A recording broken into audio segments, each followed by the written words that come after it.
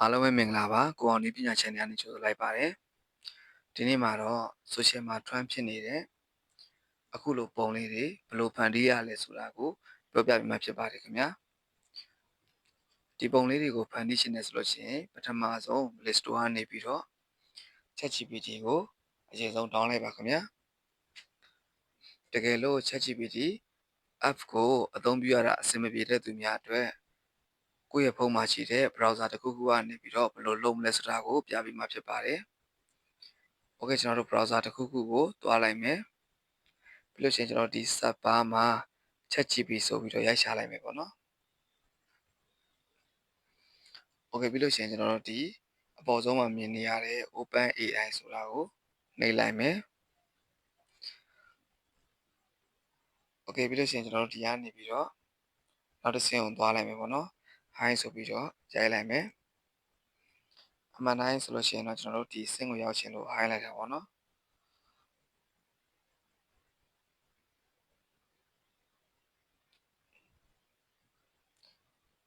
။ Okay အဲ့ဒီခါမှာကျွန်တော်တို့ကအကောင့်မဝင်ရတယ်လို့ရှိရင်ဒီညာဘက်တောင်ကခဲတဲ့ပုံစံလေးနေရာမှာကျွန်တော်တို့ login ဆိုပြီးပေါ်တယ်ပေါ့နော်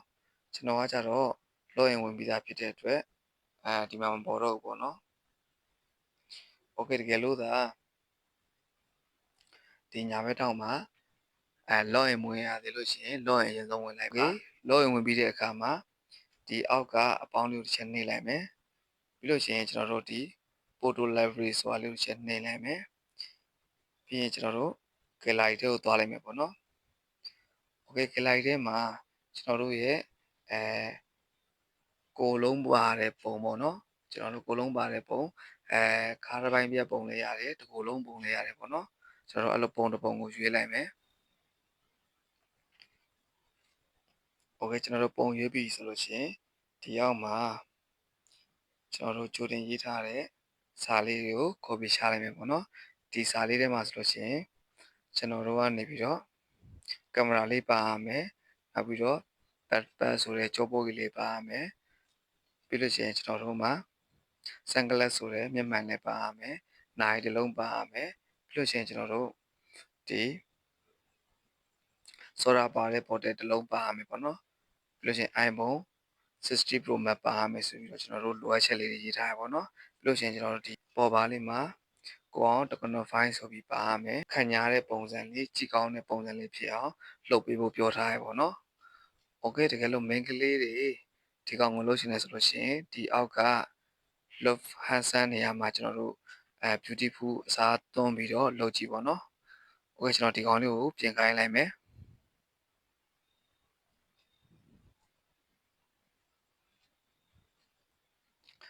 โอเคတွေ့လားမသိဘူးဗျာ cutting started ပေါ့နော်စနေပြီကျွန်တော်တို့ခဏလောက်စောင့်လိုက်မယ်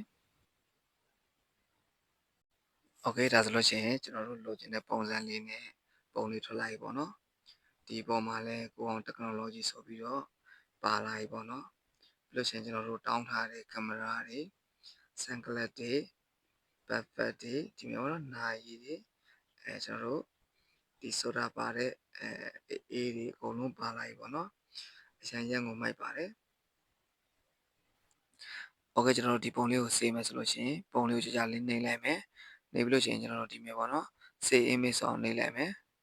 โอเคဒါဆိုလို့ရှိရင်ကျွန်တော်တို့ image ကို save လိုက်ပေါ့နော်